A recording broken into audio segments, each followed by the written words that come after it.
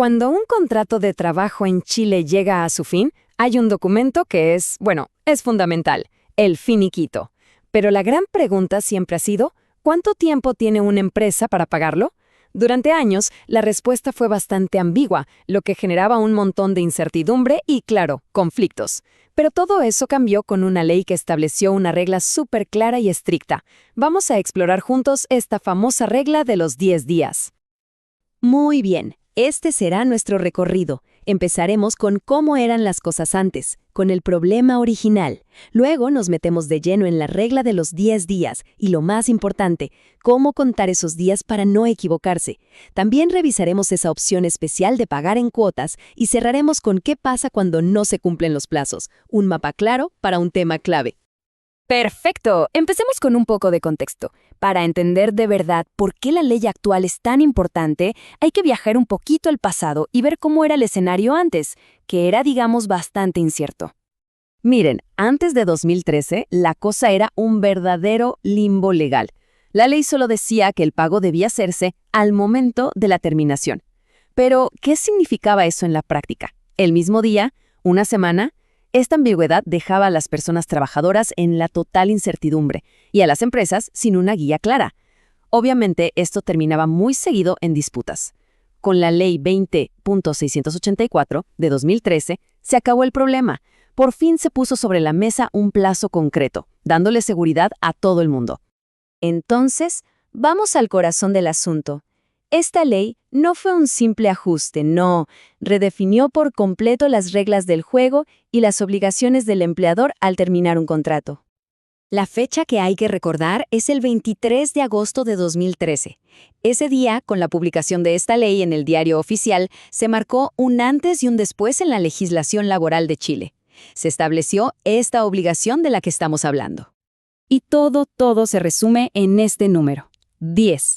10 días hábiles. Ese es el plazo máximo que tiene el empleador para 1. Preparar el finiquito y 2. Y más importante, poner el pago a disposición del trabajador o trabajadora. Ni un día más. Es la cifra central de toda esta normativa. Pero a ver, ¿qué es exactamente un día hábil? Ojo, porque aquí es donde muchos se confunden. Uno tiende a pensar que es de lunes a viernes. Pues no. Para esta ley, y según el Código Civil chileno, los sábados también cuentan como días hábiles. La única excepción es que ese sábado sea feriado, claro está. Este es un punto crucial. Para calcular el plazo, siempre hay que incluir los sábados en la cuenta. Ok, ya sabemos que son 10 días hábiles. Ese es el primer paso. El segundo, y quizás el más importante, es saber exactamente cuándo empieza a correr el reloj. Un error aquí puede cambiar por completo la fecha límite. Pongamos un ejemplo práctico para que quede clarísimo. Si el último día de trabajo es un viernes, el conteo no empieza ese mismo día, sino al día hábil siguiente. O sea, el sábado sería el día 1. El domingo, por supuesto, no se cuenta. El lunes sería el día 2, y así vamos sumando. Siguiendo esta lógica, la fecha tope de los 10 días hábiles sería el jueves de la segunda semana. La clave es esa: el conteo siempre arranca el día después de la separación. Y aquí hay una distinción que es súper importante. La obligación de la empresa en esos 10 días es tener el documento y el dinero listos, a disposición. La ley usa exactamente esa frase, poner su pago a disposición. ¿Y por qué es tan importante? Porque significa que la firma de la persona, la ratificación, puede ocurrir después de esos 10 días, y la empresa no estaría en falta, siempre y cuando haya tenido todo listo a tiempo. Bueno, ¿y hay alguna excepción a todo esto? ¿Se podría pagar el finiquito en partes?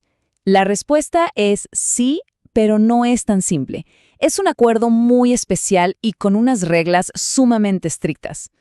Entonces, la pregunta ¿es posible fraccionar este pago?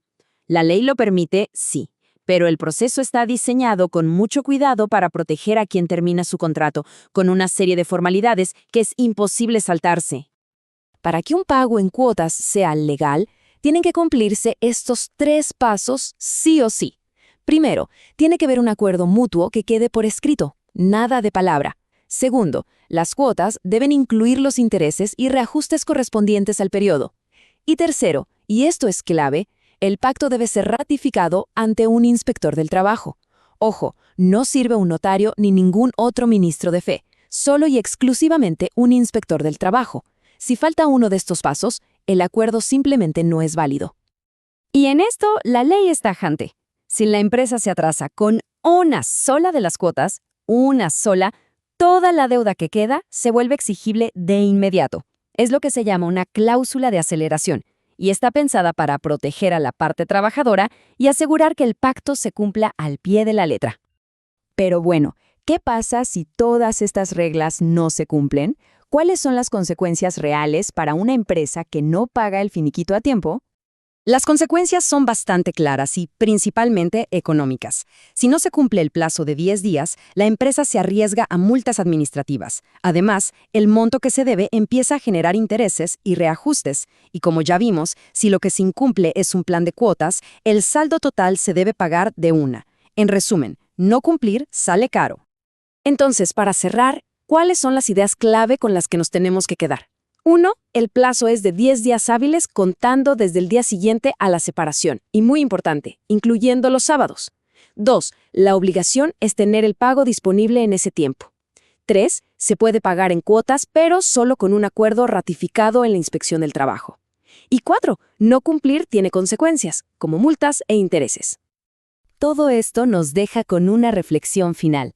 Ahora que las reglas son tan claras y transparentes, ¿cuál es la acción más importante que ambas partes, empresa y trabajador o trabajadora, pueden tomar en ese último día de contrato para que todo fluya sin problemas? Quizás la respuesta no está en la ley, sino en algo mucho más simple, una buena comunicación y claridad desde el principio. Gracias por habernos acompañado en este análisis.